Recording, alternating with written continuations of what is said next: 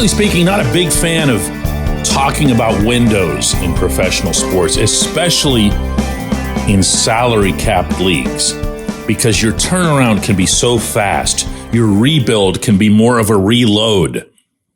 But this season, this upcoming NFL season, yeah, good morning to you. Good Friday morning. I'm Dejan Kovacevic of DK Pittsburgh Sports, and this is Daily Shot of Steelers. It comes your way bright and early every weekday. If you're into hockey and or baseball, I also happen to offer daily shots of Penguins and Pirates in the same place that you found this.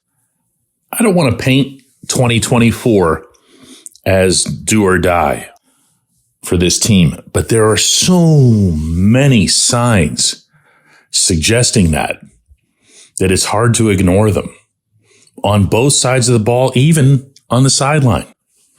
How many more years does anyone think that Cam Hayward can play? Or even if you think he can play a bunch more, how many do you think he can play at an impact level? TJ Watt. TJ isn't old, but TJ isn't young. Minkah Fitzpatrick isn't old, but isn't young, and he's got a lot of wear with all these injuries that he's had. And when they're gone, and as I was discussing on yesterday's show, when you have to pretty much replace everybody on your defensive line outside of Keanu Benton, all of that start completely from scratch talk that we've had now regarding the offense for years goes over to the defense. And we've seen how long it's taken with the offense. Even on offense, strictly because of Russell Wilson. If Wilson comes in and he's everything that everyone hopes, then all of a sudden that whole, hey, he's just signed for 1 year for almost nothing thing becomes not so cute because now he's available on the open market. He can go anywhere he wants. So you only have 1 year of him. Maybe you say the same for Najee Harris, depending on how they end up handling his term, albeit obviously in a very different context. There are a lot of things that point to 2024 as being the season, meaning the season in which you either get it done or you really, really, really don't. Because you are going to have to start a bunch of things over. And you want to know the biggest one? And yeah, bigger than any of the names that I've mentioned. It's the head coach. It has to be the head coach. Already, it felt like through 2023, you didn't know if he'd come back. You didn't know if they'd want him back. There were motions made near the end, including by Mike Tomlin himself, that gave off hints that, he's angling for an extension or things that never had come up before. Things that had never really even been conceived. It was just, well, Tomlin's going to be the head coach here for life, and that's just how it is. That's not how it felt over the final 6-7 weeks of the season. This past season. Did it? Well, now take that further. Picture a scenario in which this team with all these guys who are in pivotal years, whether it's because of age or contracts or both, don't get it done. And from there, picture how that reflects on the guy who's essentially running football operations. Yeah, I know, right? So here's what I've got. I don't want to send anybody into the weekend on some kind of scary, ominous note. Go for it.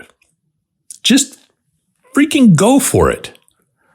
Talk to these veterans. Talk to Cam. Start off with Cam because Cam's got the $22 million that he's due next year. That can't happen.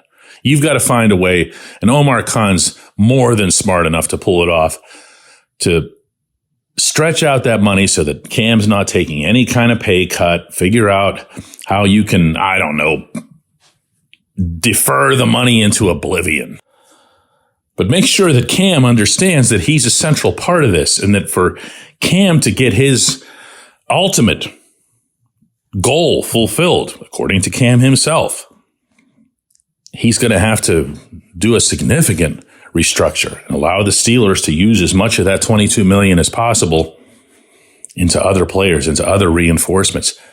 You can have a similar conversation with a whole bunch of guys And you should be able to have it pretty routinely and friction-free.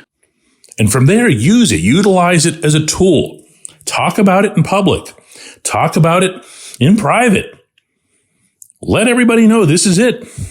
It's not going to be the standard, the first day of Latrobe when everybody lines up outside the dorms and says, well, the goal here is always to win the Super Bowl. Every year the goal is to win the Super Bowl.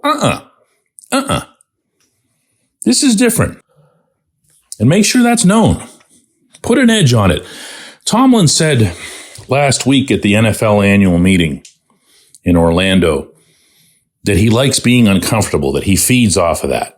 I'm not 100% sure what that meant. It sounded a lot like the remarks that he was making when Ben Roethlisberger retired, when he said, and you'll remember this, that being out there, being surrounded by all this uncertainty was motivating to him, that he accepted it as a challenge to find Ben's replacement. Okay, well, that didn't go particularly well, obviously. So I don't know what it means this time for him, but I hope it's this. I hope it's this.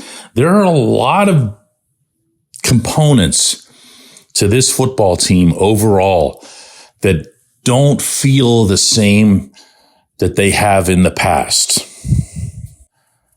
Because there isn't that constant churn of talent, that really convenient feeling that we'd all have, that when, oh, hey, look, Aaron Smith is kind of getting a little bit older. Who else oh, yeah, somebody else just comes along. Linebacker fades off. Linebacker comes in to replace him. That hasn't been the case here for a while. Now, other than an edge rusher, I guess that's the one big exception to all of this. But everywhere else, it's been a little bit of a struggle. So here, now, depending on how the draft and the remainder of free agency and other acquisitions go, you are lined up to go for it. So proceed accordingly. When we come back, J1Q. Luxembourg, Garbett, Kelly & George. LGKG is a personal injury law firm in Western Pennsylvania that represents people hurt in car accidents or who need help with workers' comp or medical malpractice. When the attorneys at LGKG make you a promise, they keep it. They've been keeping promises in our region for over 80 years. LGKG's been AV rated, the highest rating a law firm can receive, and they've been designated super lawyers. That's actually a thing for over 15 years. It's a rare combination. LGKG has offices in Cranberry, Newcastle, Beaver Falls, Butler, and Elwood City. Learn more about them by visiting lgkg.com or by calling 888-842-5454. LGKG.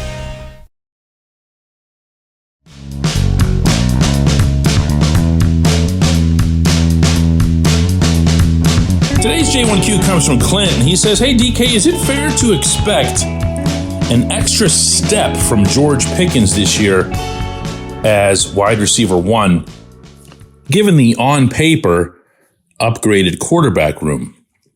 He's obviously super talented, but it felt like he had some drops in the first year that he mostly cleaned up last year. Route running could still be more crisp. Everyone has things to work on.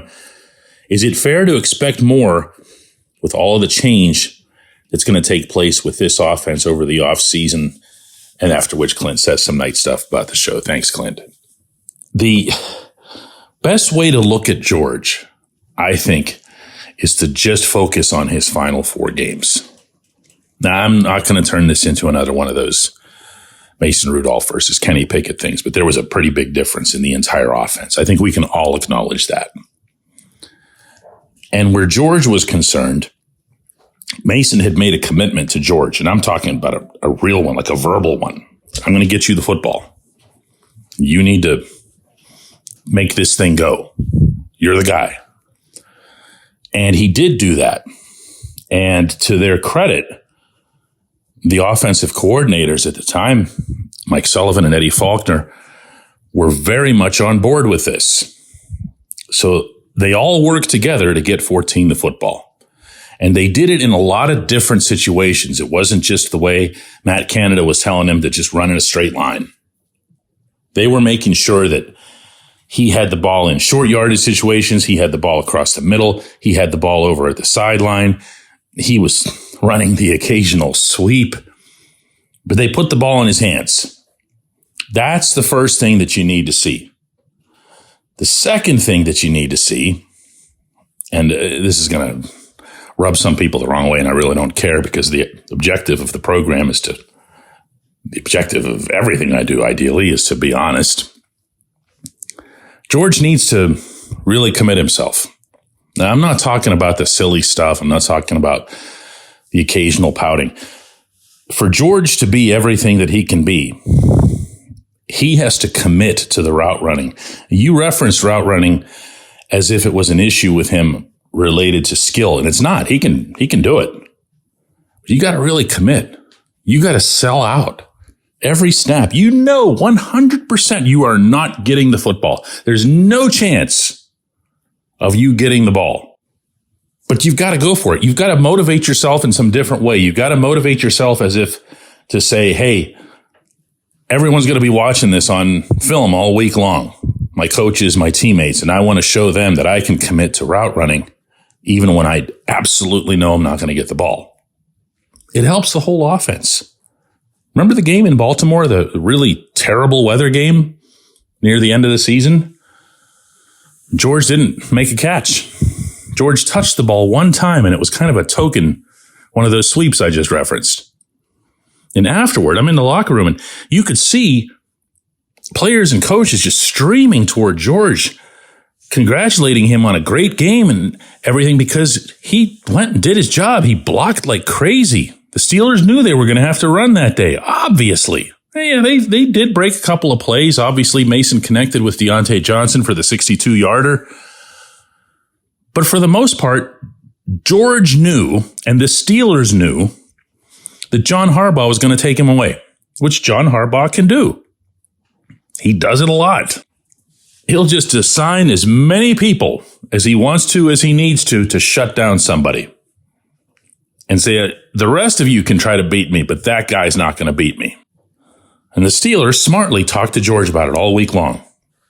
This is how this is going to be. Here's what we need you to do. We need to win this game. This is the only way we have a chance to get into the playoffs. And he did that, and he was treated like he was the star of the game in the locker room. And it was easy to see he kind of liked that. He didn't have any complaints, quite the opposite. All smiles, all high fives and hugs and handshakes and everything else. He's a different case.